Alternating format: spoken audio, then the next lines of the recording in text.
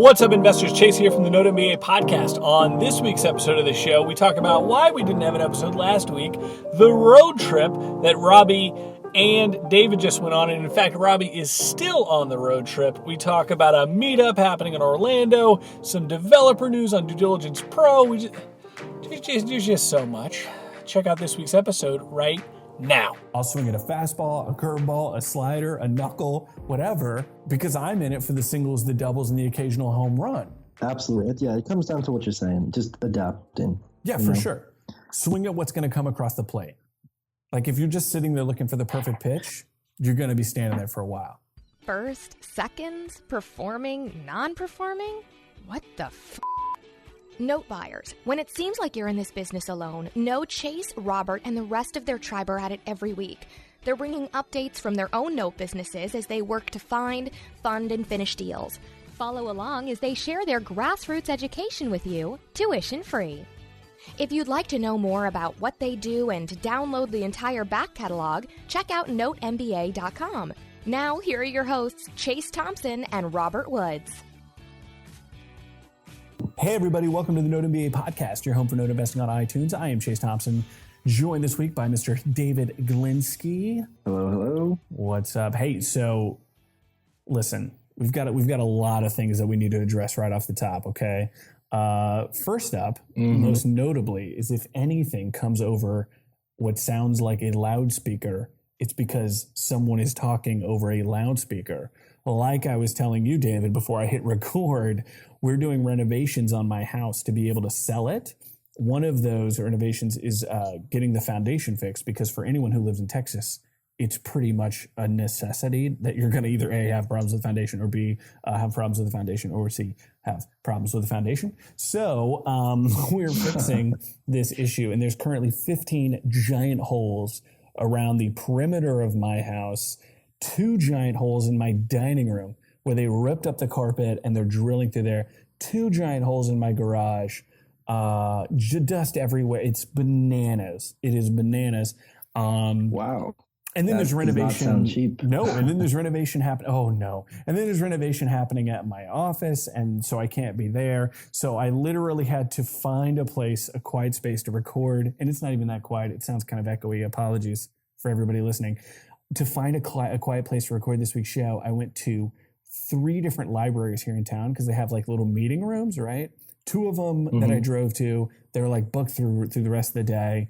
I drove to this one. They said, we've got like an hour between slots. It's $20 an hour for the room. So I'm paying $20 to record this show for you and all of the listeners. I just hope you guys... And I'm sure they all are going to really appreciate it, compared to not having a show last week. Well, so thank you. July. That was a perfect segue. So we also did not have a show last week. We were enjoying the holiday. Plus, one of the big topics of today is going to be the road trip that you and Mr. Woods just partook in. So what was happening last week is we were taking the time for the holiday. Hopefully everybody enjoyed their July 4th holiday. But y'all were on the road.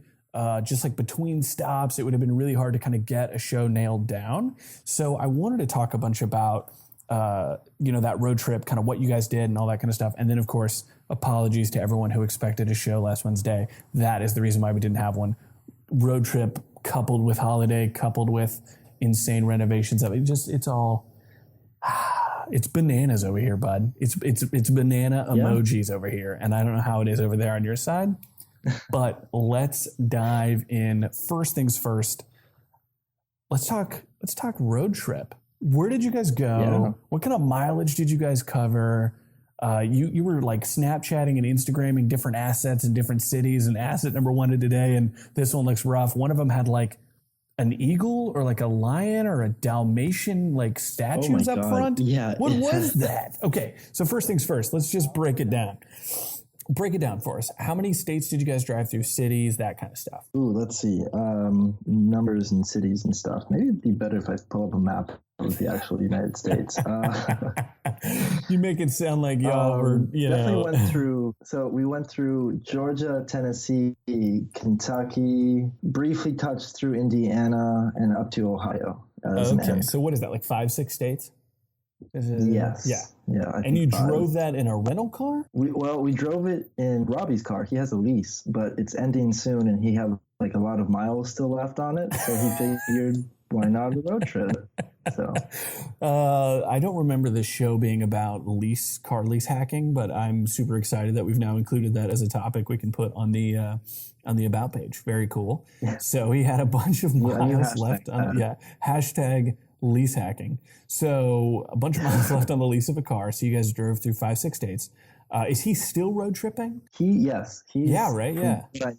No, because it's always hard to pin down Mr. Woods. He's somewhere in the Northeast. I want to say Ohio, but could be Chicago too. I don't know. Where in the world is Carmen Sandy, Mr. Woods? Okay, so y'all drove through 5-6 states. Okay, and then y'all were stopping at different assets that we already own, or were these all purchasable from a tape assets? So I'll throw this in there because it's a little lifestyle thing. But we stopped wherever the hell we wanted because it's a road trip and we were having fun and we were working too, obviously. But I just wanted to put it out there that like if people go and do these road shows, it's great to have that freedom of like, oh hey, look, there's some weird looking farm. Let's go check it out. Like we stopped a couple times, but yeah, these were all assets that either Robby and you guys already had, or assets that I found on some tapes while we were driving up. So like Robby would be driving, I'd be analyzing tape and be like, hey, look, this one looks like a cool one. So we stop and check it out. It was like fun. The scenes from like Twister, where you've got like a guy in the sidecar, like going through the computer analytics, and then you got the other person like driving through trying to find that. I like it. I dig it. Yeah. So who was Helen Hunt? Who was Bill Paxton? We're just going to gloss over that.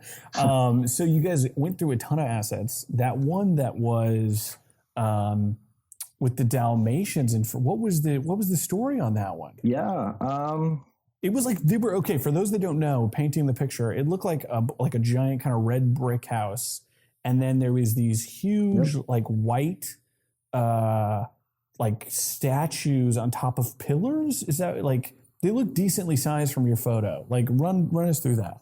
So I'm not gonna lie, it was strange. It was imagine a northeastern brick house with a nicely mowed lawn and a nice community. You drive up and as the mailbox, and they have like another column on the other side of the driveway.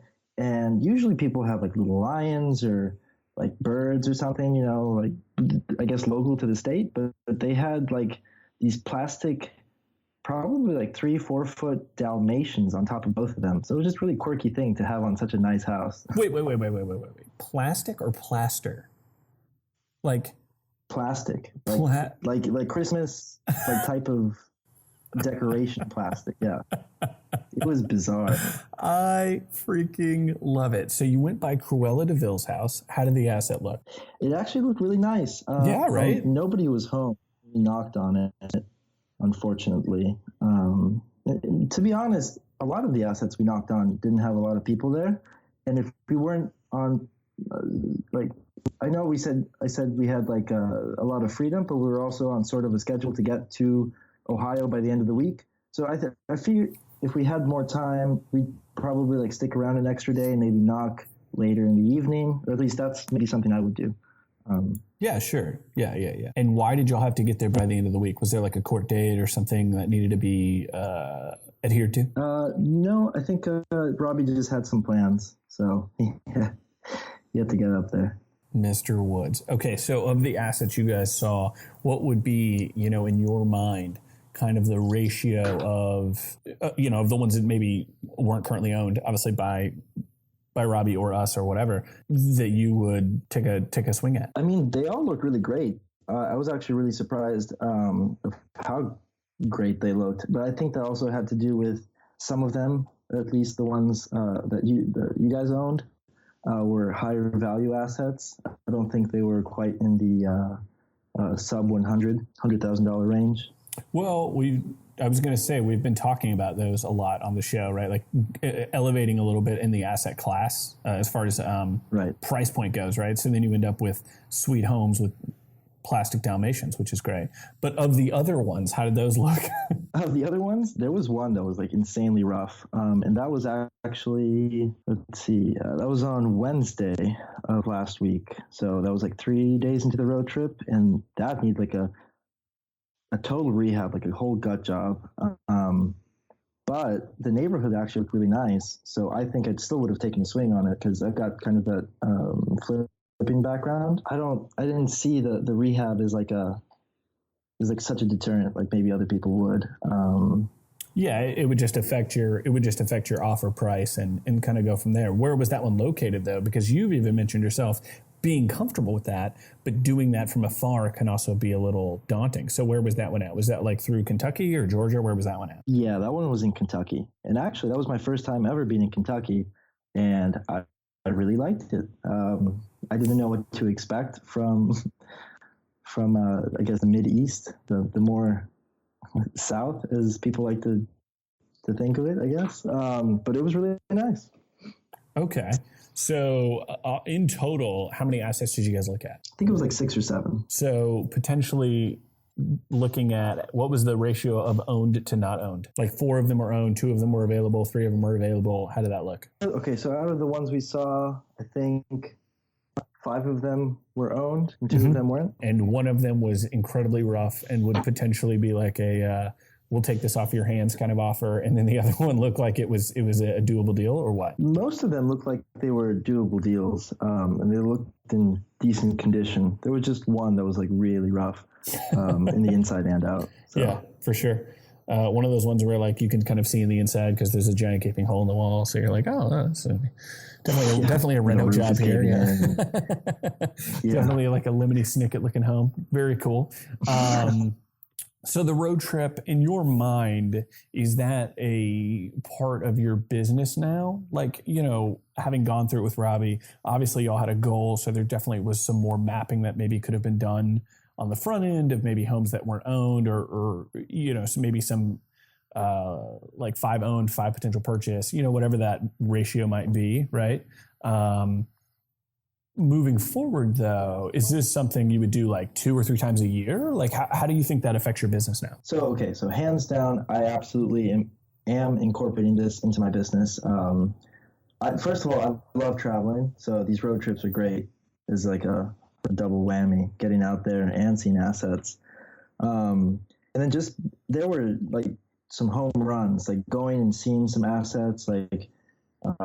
There was one that I was looking at that was on the tape and just wasn't too great. So we just, seeing it through the outside, just like, all right, that, it's something I would be comfortable with buying if I hadn't drove by it. There were some other home runs. Like we actually talked to a borrower that on a note that Robby owned.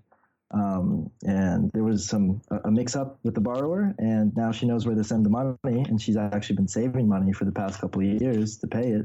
So that was just knocked out of the park. That's incredible. I would say that's definitely not that's the exception. I would say more so than the rule, but obviously had you not been boots on the ground, potentially that's a contact that still would have taken, an undetermined amount of time to accomplish. And now you're essentially, presumably, eventually, right? Obviously, I don't know if the payment's been made yet, but getting paid on that deal and potentially back paying things. I mean, that's incredible. Yeah. I mean, we'll see how that works out. It's only a week out since we talked to her. Yeah, for sure. And I haven't followed up with Robby to see if what happened with that. But, in a perfect world, if that works out, then that would have been, worth the entire trip. So yeah, I think I really want to do a road trip within the next like 3 months, like for myself.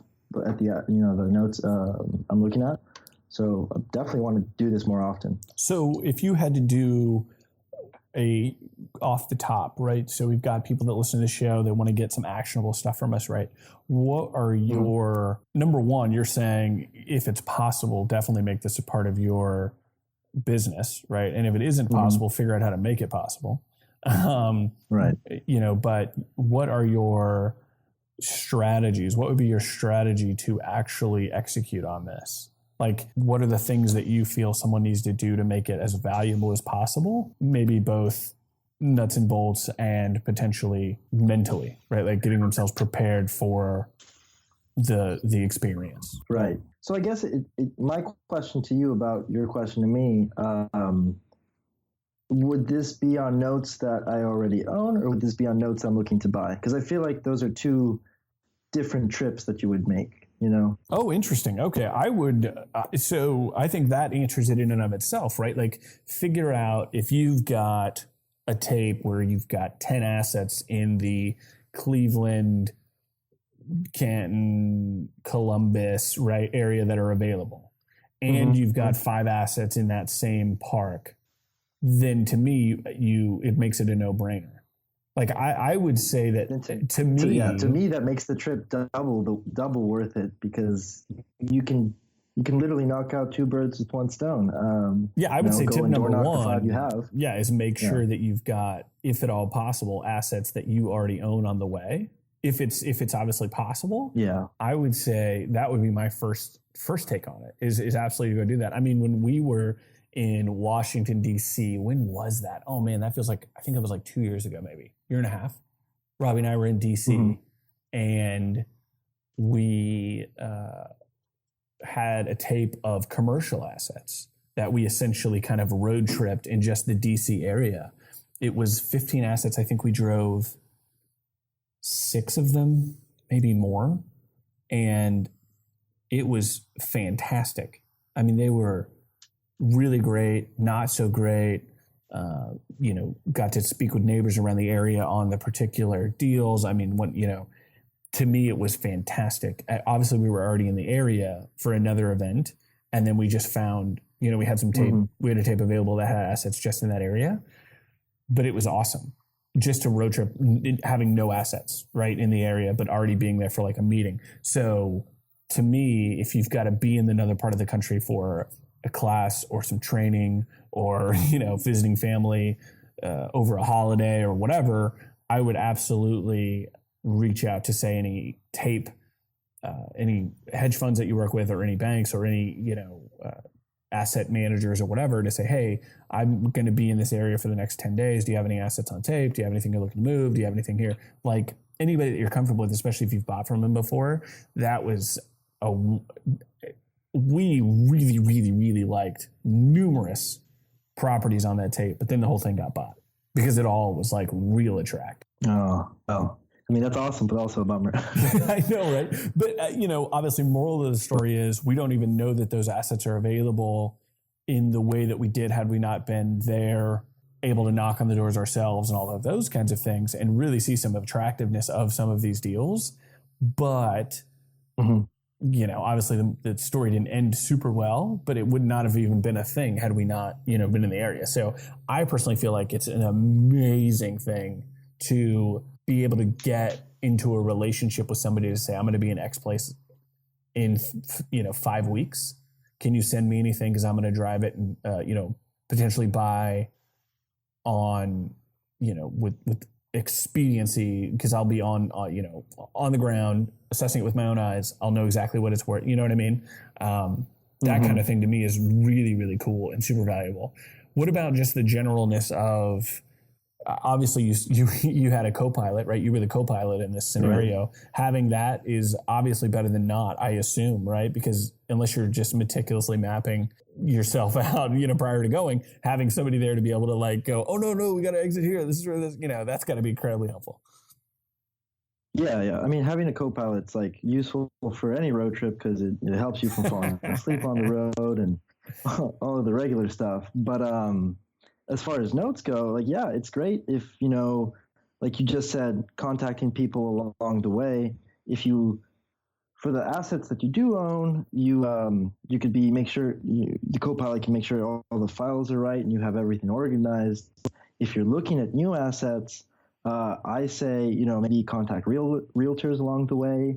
Oh yeah, for sure. You could contact potential vendors to give you price outs for, if the house is looking rough or not. And you put your eyes on the asset and you put your eyes on the asset so you can basically say like, I know it's going to need X or I know it's going to need Y. Or if they're trying to, pull you in on another thing that you're like, no, that looked great. Like, I don't, but yeah, you're right. To be able to contact the service providers and the vendors and things like that is Yeah, that's awesome. I guess especially if you're driving through multiple states like you mentioned, right? Like, I'm going to be in Kentucky in 3 days. Let me call my agent there to maybe meet me out at the property or something. Exactly. Or call a couple agents or call a couple contractors. And just, these are the types of things that over the phone sometimes can become extremely difficult, but face to face, these become a lot easier. So you might as well take advantage if you're going up through there. Yeah, for sure. So to pivot on that a little bit, you also just had a meetup. What were you were saying you had a meetup yesterday? What was this about? Yeah, so Robby started a Note MBA meetup here locally in Orlando, where we both live, and he made me a co-organizer to help him out with it. And while he's still looking at assets across the country, I decided to host our second meetup because we only had one so far. And awesome. I'm loving everywhere that this is going. How did it go? Where'd you have it at? How many people showed? What'd you cover? We had a little meetup at a coffee shop, and I didn't even know that there was a farmer's market going on outside. So it was kind of loud, but we had 6 people total. It's slowly growing. That's amazing. So if any Orlando listeners are out there and want to participate, go on meetup.com and look up Note MBA meetup. But we had some solid questions and some solid advice as far as like people's experiences and who they worked well with and who they didn't work well with. Just hearing experience from other people is always extremely helpful. So you had some experienced note investors in the group. Yeah. Mm-hmm. Kick ass. That's amazing. Absolutely. Anybody that is out at one of those events or chooses to come out, I mean, that's amazing. 6 people doesn't sound like that, but to me, that's incredible. One, because I'm here in San Antonio and we're about to leave, which is really the reason why I haven't tried to start anything here. Because I would just be abandoning it, without anybody left behind, right? Like, I don't have a David here to hold down the fort for me, right? Which sucks. But that's incredible. Like, I didn't even, I know that Robby had held one once, then 10 people showed up or something, or 8 people or something like that. So that's awesome. Mm-hmm. And you had the meetup and it went well. What were some of the, kind of takeaways either that you got or that you were able to give out, or just in general? What were people seeing in the marketplace, or kind of what was the vibe of the room? So things I heard last night were it's getting more difficult for them to purchase notes at the discounts that people were used to before. So what I'm saying with that is that they're looking at more. That pricing's becoming more of a regular thing where they're bidding 55, 65 cents on the dollar and sometimes even not getting their bids accepted then. So a little bit, not complaining, but just comments on how it's becoming a little more difficult, at least in their experience. Right. Okay. And so that isn't necessarily something that we haven't covered on the show or something that we're not seeing. I will say one of the things that I've had to assess recently, first of all, there's a ton of just things happening in the industry on sell-offs that have been going on delinquent stuff, on new delinquencies that are coming available. Just a lot of that stuff, right? And I guess potentially in the next few shows, we'll cover some of that. But I would say that one of the things that I've had to assess recently with some of the stuff that we've been looking at is pricing. Not like, you don't want to overprice, right? Like, you don't want to overoffer, right? Like, I don't want to just offer 95 cents just to get a deal, right? Like, that's crazy. But having to reevaluate where I was, like you're saying, getting things before, because eventually, we've talked about it before, like, where's your strike price? Like, where am I getting my money at that it still makes sense to do the deal, even if I'm not making 20% on my own money? You know what I mean? Like, and it's the age old, do you want 10% of a deal that actually happens or 0% of this great deal? Like, if you don't adjust your model, and you just keep trying to get everything at 50 cents on the dollar, but nobody is letting go of anything at less than, say, 58. If you know that, like either go find something else to do or find a new vendor or something's got to give. And so on some of the stuff that we've looked at and where our model is at, like stuff that I'm looking at and to me, I know what somebody bought a deal at and I know what I offered at and I know mine was less. So I go, what did they get it at? And then I go, okay, so I was off by X percent. Would I have done the deal had I known I could have gotten it at that price? Yes, no, look at it deal by deal, look at it case by case, but start to assess that. And there is been a sell-off. There is going to be more inventory coming. There is a huge delinquency situation that's happening. So I know that there will be more assets coming, and I guess I get the understanding that maybe I don't, maybe I don't want to offer 65 cents on the dollar because when those new deals come into play, I don't want them to expect that.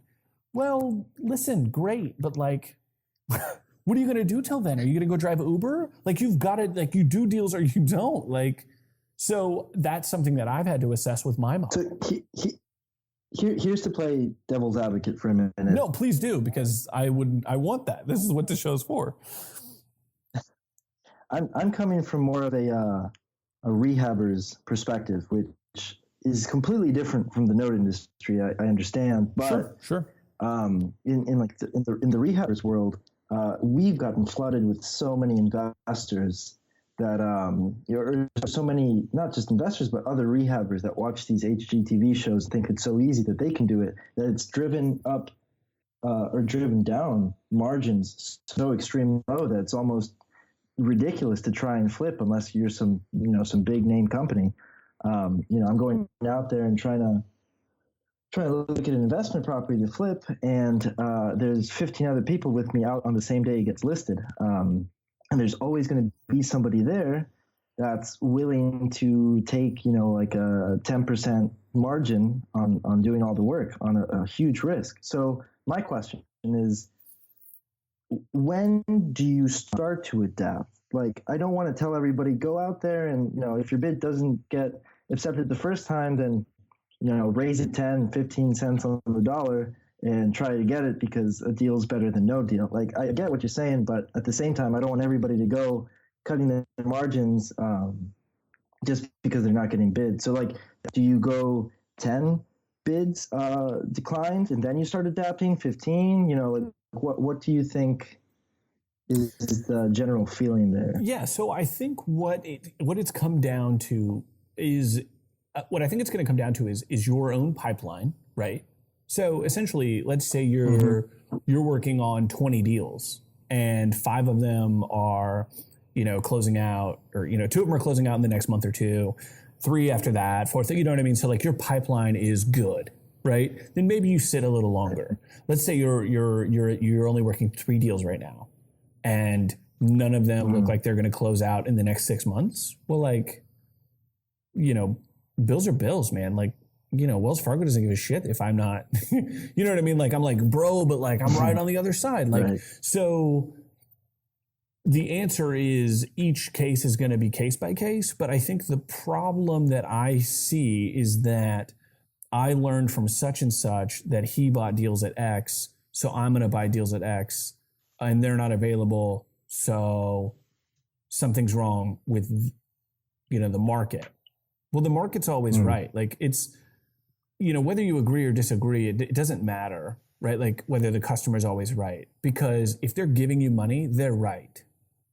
Like this is coming from someone who's worked in retail, who's run numerous different businesses, everything from like a baseball, clothing brand to like mortgage, like to everywhere in between, man, right? Like to me, it's always going to come down to the customer's always right and the market is always right. So if nobody is selling for less than 55, like, and your model says I don't buy at anything more than 50, it doesn't matter. Like, so it's going to be case by case, but if you've got 30 deals in your pipe, then you sit on it for a minute. You know what I mean? So like, it's ultimately going to come down to that, which is a lot why, right? Like we were, Robby's working a spec build. And we're looking at doing a reno on this, or maybe looking at an apartment complex here, or like, can you make it, or maybe now you also try to diversify into seconds a little bit, or like, I don't know what the play is for everybody, but I'm saying if you want to play in the first space and everyone that you are currently doing business with that sells notes isn't selling for less than 55 or 60 or whatever, you need to adjust your model, find cheaper money, find new people that are selling, where you'll buy. I mean, the answers are all the same, no matter what business you're in.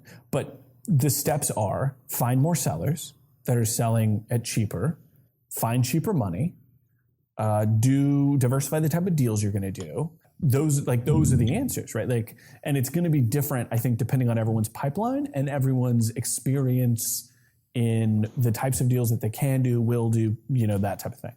Yeah, that makes a lot of sense. Yeah, and then I like your point about maybe even if you can't find anything in that space, maybe start looking at different spaces like seconds or CFDs. Absolutely. I mean, like, so to me, that's where I think the biggest opportunity lies, right? Is that we do enough reno in the note space that it's likely maybe you can do some. I know that obviously you've got these heavy hitter marketers and they're finding deals in your backyard that you're not going to be able to get because they're doing thousands of dollars in mail outs and blah, blah, blah. Look, man, I get it. But my point is that if you're putting in a real effort on doing firsts and maybe starting to do some seconds, find who sells and start looking at those, and then maybe look for some CFD opportunities, and then maybe look at some reno or fix and flip stuff in your own backyard, and then start to expand a little bit. And now what you've done is you've now increased the bucket size of potential deals that you can do. And yes, obviously it's a ton of work and but yeah.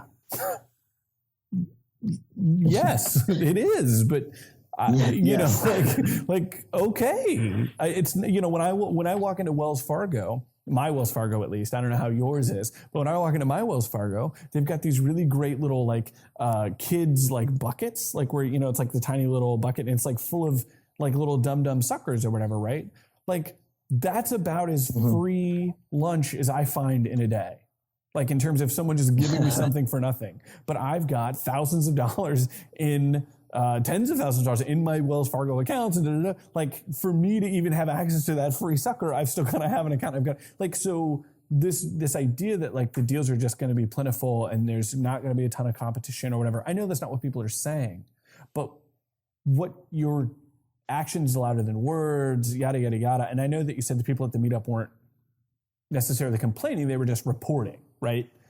Right. The situation then is when we do an entire month on notes in seconds or whatever. I know that some people didn't necessarily love all of those episodes, which we've addressed in prior episodes, but there was some nuggets for sure. But we've talked CFD. We just closed a great one with an awesome ROI in 5 months. I mean, so maybe expand the type of pitch you're willing to take a swing at. I'll swing at a fastball, a curveball, a slider, a knuckle, whatever, because I'm in it for the singles, the doubles, and the occasional home run. Absolutely. Yeah, it comes down to what you're saying, just adapting. Yeah, for sure. Swing at what's going to come across the plate. If you're just sitting there looking for the perfect pitch, you're going to be standing there for a while. So I had a question come up yesterday that I haven't had time to research yet, but maybe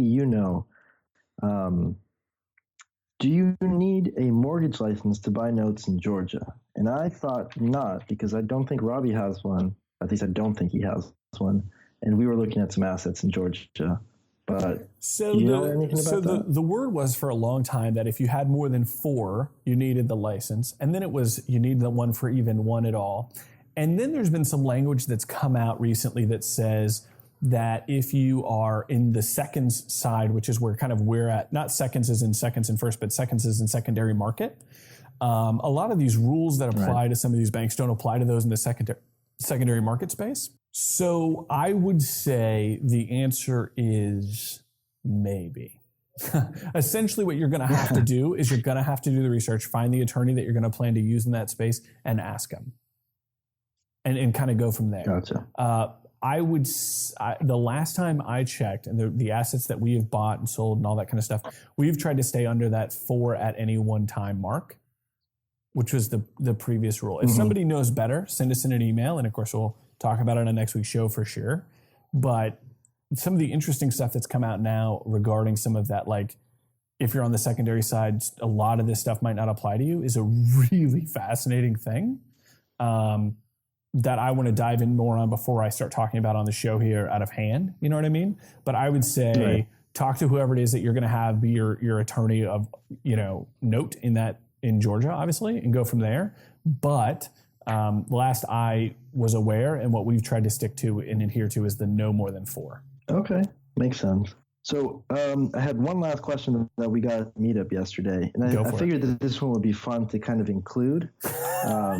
Just because it's talking about how do you, and for lack of a better word, pro the agents that you are calling to ask about a note that you have in a certain area, and how do you ask about, and I'll tell you the response I got, but how do you ask about the safety or like the area in general, if it's good or bad? Because yesterday we had one of the members of the meetup. She's also a real estate broker, and for real estate agents, and I'm a real estate agent myself also, there's some, you can't specifically answer any questions that have to do with, I believe it's race, religion, sex, that type of thing. So you can't specifically ask agents, hey, is this a bad part of town? Like, is it a ghetto? You can't just flat out ask questions. Is there a reason why you can't? What I've always asked and never had anyone not answer is I just ask, is this a rougher part of town? I always preface it. I say, hey, we're looking to buy this particular home, I've pulled it up, looked at it on Truly Crime Maps. Here's what they've reported. And then just basically ask them against the data I already have. And I don't know. Go ahead. So I'm just saying, basically, the National Association of Realtors in the Fair Housing Law says, just keep it vague. If somebody's asking you those questions, don't answer them, because they could just get you in a heap load of trouble. Well, so sometimes, and I'm not saying all agents are, and I know your question is just, is it rougher? I just know some agents wouldn't even answer that. Personally, I would just say, hey, I wouldn't live here. A question. But you know what? I'm going to be honest with you. That I got yesterday was, go ahead. Ask the agent, like, say your daughter's car broke down in X neighborhood. How long would it take you to get there? That's a great way to look at it. I think that, to be honest with you, professional to professional, I just have never had that issue. Right? Like, I approach it from that space, and I say, hey, we're picking up this asset. I pulled it up here I let them argue against data that I already have, so I'm not putting them against their own decision, right? Essentially, right? Because I can say, I pulled this up on Trulia's Crime Map. It is, it's showing yellow. It doesn't look too bad. Has that been your experience? And they go, yeah. And they can now be vague, right? Because they can be like, yeah, it's probably not the best, part of town. I wouldn't live here, but it's decent. Or something, you know what I mean? Like, it lets them argue against what I've already presented as the potential. I think that you'll know by walking up and down the street on Google Maps, by having the photos taken either by the agent or We Go Look, service, or, I think you can piece it together without necessarily always asking it. But I will say I've absolutely had agents and other service providers. Like, I like asking people that aren't licensed, right? Like, I'll call the We Go Look guys, $35, $50 to go get photos. And when I talk to them and either email or call or whatever, I'm like, hey, what are your thoughts on this neighborhood? They're not licensed. This is somebody taking photos. They're going to be like, oh, it's all right. I don't know, man. It was kind of look like a crack house next door. Like, they're going to give me their take, right? So, like, I've also had agents that absolutely have been like, yeah, this is a rougher part of town, but it's up and coming, or it's re-gentrifying, or whatever, right? Like, they'll give you that data. It's bananas to me that you can't talk about a bad side of town, but if you have a bad side of town that is, gentrification, whatever, up and coming, whatever the city is putting a bunch of money into, you can talk about that. So why is it I can talk about the up and comingness of it, but I can't talk about the general downtroddenness of it? That's banana. Like, that doesn't make any sense to me. Like what? That's crazy. But what I'm saying is that I have them argue against data I already have, or I just ask vendors that aren't licensed in that, under that covering. Mm-hmm. I gotcha. Yeah, no, that was a fun question because I will say being an agent, I can understand the perspective of not getting a straight answer from other agents.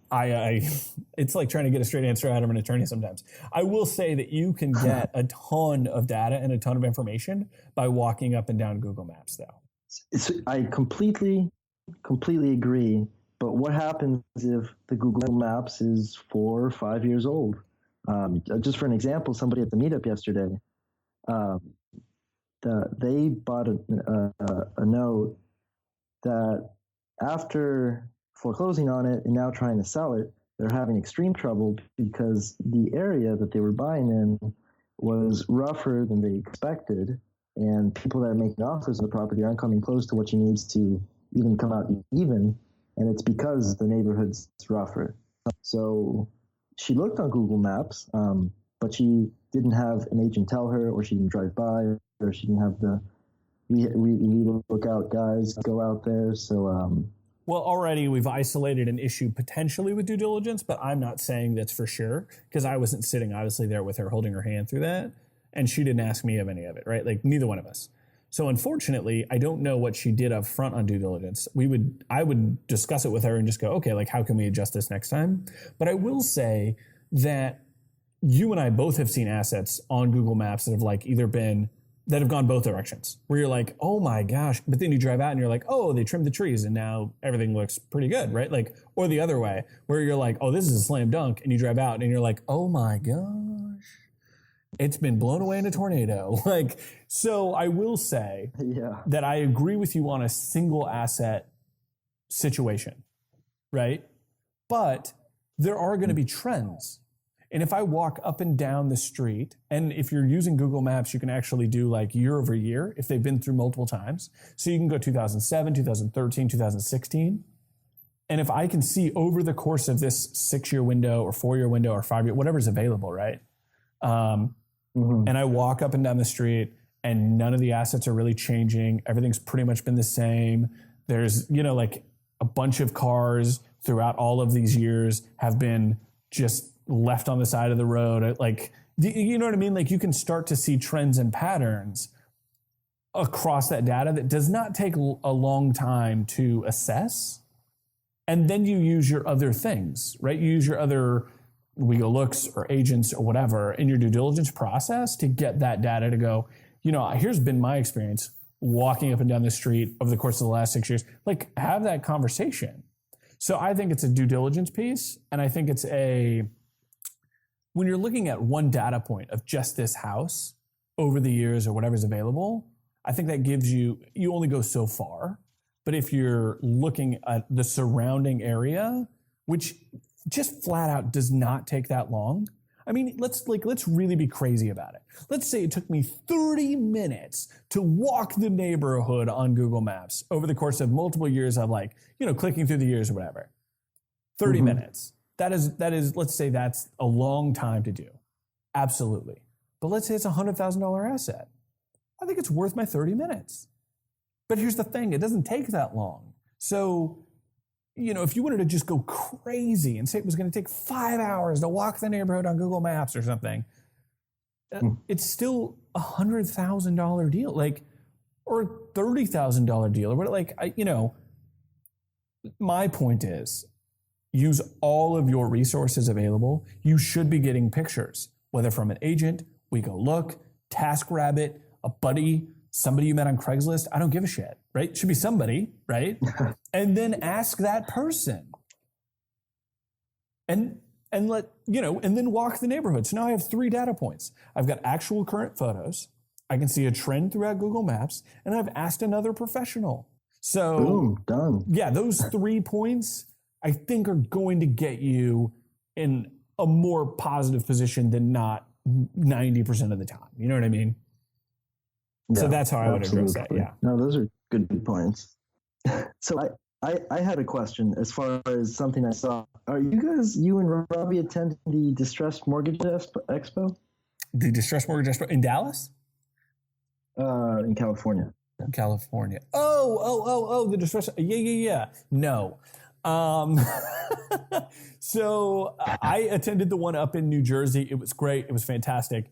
The likelihood that I will attend the one out in California is fairly low because of the renovation, moving, a family of 5, yada, yada, yada, getting situated in a new city. All of that stuff is really going to present quite, a situation for pretty much everything towards the end of the year. You're up to your neck with stuff. Yes. So essentially, the rest of my year is pretty tough. In fact, Robby and I got invited to go to the Seller Finance Forum or what have you up in DC at the end of this month, even July. It's actually in a couple of days that I'm not going to be able to make it because we have all this other craziness going on. We were going to meet with multiple different congressmen, a couple of senators, start looking at the bills and all of the stuff coming forward for seller finance law that's coming in, some House bills and things like that are going to be coming up regarding. We were going to be in the room with a very limited number of people to discuss all that, and I can't even make that event. So probably not. However, the Note Expo, which I believe is in October or something in Dallas, is actually right up the street from where I live now, or will be, presumably, right? So I will be at that event because it's literally up the road. Very cool. And that'll be, I believe, at the end of the year or the beginning of next year, maybe. I'm not sure when that exactly is, but I'll be at that one. I'll definitely see you at that one. We were talking about goals yesterday at the meetup too. And I realized I wrote down this goal of attending at least 2 Note conferences this year, and I have yet to go to any. So I've been looking at some, and that's why I was curious. So I'll definitely see you at the Note Expo. I might make it out to the one out in California. It's up in the air, but I don't think so. If I'm turning down an opportunity to go to DC and speak with House representatives and senators about seller finance reform bills and stuff, it's not that I don't want to go to it's just hard to justify. That's all. But no, it's really just because everything is bananas crazy for me, myself, the move, the 5, the moving the family of 5 up to a different city and across states and yada, yada, yada. Yeah. It's a little crazy around these parts. So. No, we understand, man. It's okay. I think I've almost eclipsed my hour here on my room rental here. So I will have to get out. Thank you so much, Mr. Glinski. Hopefully next week we will have Mr. Woods back. We shall see. Either way, we'll be bringing more information about the industry. Some interesting talk I've had with the developer regarding the expansion of Due Diligence Pro. I wanted to get to that today, but we've already got a super long show, so we'll bring that next week. If it's your first time here, be sure to head over to iTunes, give us a rating, give us a review, and of course subscribe. Everything that we've talked about will be in the show notes over at NoteMBA.com. And as always, remember, tell 5 people you know this week about the Note MBA podcast. Catch you guys next week.